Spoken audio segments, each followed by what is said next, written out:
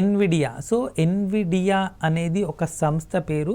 So ఎందుకు ఇటీవల వార్తల్లో నిలిచింది అంటే ప్రపంచంలోనే అత్యంత విలువైన రెండవ కంపెనీగా వార్తల్లో నిలిచింది.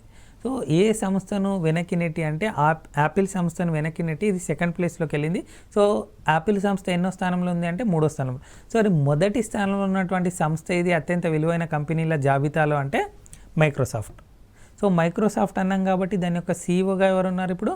సో తెలుగువారైనటువంటి సత్య నాదెల్లా. సో సత్య నాదెల్లాకు సంబంధించిన పుస్తకం కూడా ఇటీవల ఒకసారి రిలీజ్ అయింది మనం గత కరెంట్ అఫైర్స్లో భాగంగా అంటే చాలా కాలం ముందు. సో దా బుక్ పేరేంటి అంటే హిట్ రిఫ్రెష్. ఇది హిట్ రిఫ్రెష్. సో యాపిల్ సంస్థని అధిగమించి ఏ సంస్థ ఇటీవల సెకండ్ ప్లేస్ని కైవసం చేసుకుంది ప్రపంచంలోనే అత్యంత విలువైన కంపెనీగా అంటే ఎన్విడియా. ఇది ఎన్విడియా. సో ప్రపంచంలోనే అత్యంత విలువైన కంపెనీగా ఉన్నటువంటి కంపెనీ ఏది అంటే మైక్రోసాఫ్ట్. ఇది మైక్రోసాఫ్ట్.